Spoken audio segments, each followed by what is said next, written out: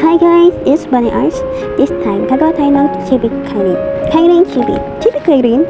So ayan, first naghanap na ako ng couple chibi. Alam niyo na, pant ng Kairin, nagbabakla. So ayan, yung post na si couple chibi na nahanap ko is yung gagawin kong reference para sa dalawa. Tapos yung picture sa bandang kaliwa na sinend sa akin ng friend ko na nag-request na gawan ko yung chibi Kairin niya. So ayun, second is mag-sketch tayo. Tapos yun, in-sketch ko muna dito sa sketchpad ko kasi medyo nahihirapan ako pag dinirect digital ko, dinirect dun sa Invis Paint. Okay naman siya, kaso wala lang.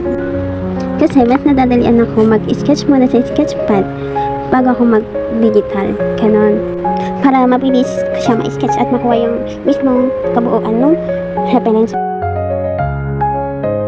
Natapos na ako mag-sketch, punta tayo sa Invis Paint, syempre. Pero bago yun, pinicturean ko muna yung na-sketch ko sa sketchpad at saka ko in-apply sa Canva na napili ko.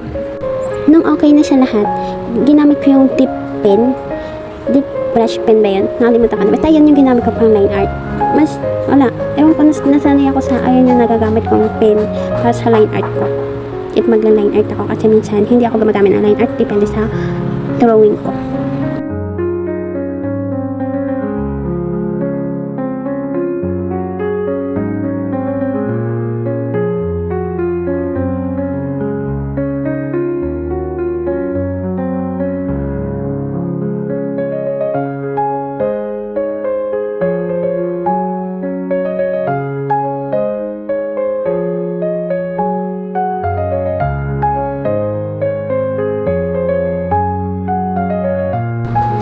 Kung kanina sabi ko mas nadadalian ako mag-sketch sa sketchpad para mas mabilis sa digital. Ngayon, napansin ko hindi rin pala mabilis kasi minsan kahit may guide na yung sketch ko sa sketchpad, namamali pa rin ako mag-line art. Kaya hirap minsan, nababago pa yung line art ko kasi basta yung mas nababago yung line art ko, hindi ko na nasusunod yung sketch ko.